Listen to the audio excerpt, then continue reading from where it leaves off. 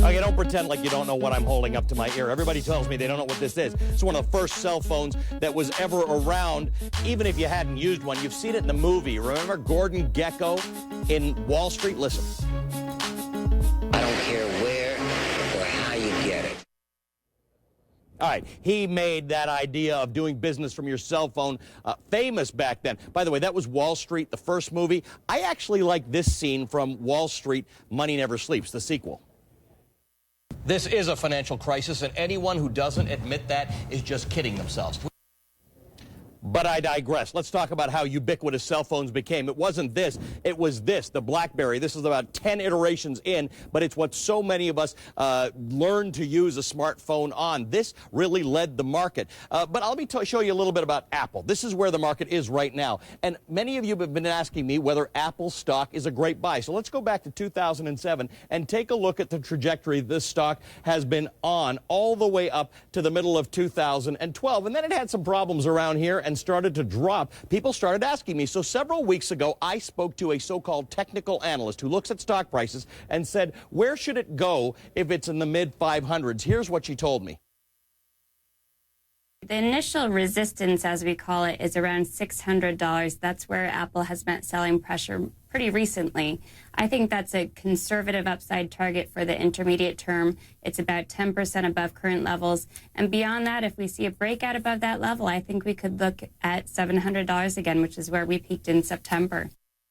So let me remind you what she was saying. It was in the mid 500s. She thought it might hit some resistance once it gets to 600, but if it gets beyond that, it could go to 700. Guess what happened? It ended up going back lower, 480-ish. Does that make Apple a screaming buy, or is there really a problem? The problem is that there are rumors that Apple is buying fewer components for its iPhones. Why would they be doing that? Because they are likely thinking that they're going to sell fewer of these iPhones. Now, let's just talk a little bit about this guy. Everybody knows who he is. He started the revolution. These guys may have had the first cell phone. This might have been the first smartphone. But when Steve Jobs said the following, he started the real smartphone revolution. Listen.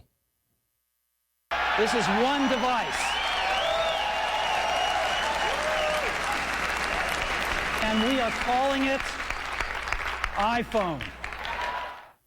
We're calling it iPhone. Back then, people used BlackBerries. Then they started switching over to iPhones. Now, I bet you don't know who these two guys are. You would if you were me, because I've come from Canada. These are two Canadians, Mike Lazaridis and Jim Balsillie. These are the guys from Canada who started Research in Motion, the company that makes the BlackBerry. And what they didn't do, they did a lot of things right, but when they first saw this iPhone, they looked at it and they said, meh, I don't think it's going to be that big a deal. And that was not the right thing for them to do. Let's talk about iPhone versus BlackBerry sales. The iPhone came out in 2007. The blue line is BlackBerry sales. The red line is iPhone sales. See, they sort of trended together for a while, and then in 2010, Apple started doing interesting things and started doing that with its sales. Look what happened to BlackBerry. So that's where we are today. We got Research in Motion, a company that has really, really struggled in the market. Back in 2007, when the iPhone came out, BlackBerry was still doing well because companies like to use the BlackBerry. It was going up way into 2008, and then look at that. Look at that drop-off, and this company has really, really struggled. But you can see right here, actually, a little bit of excitement.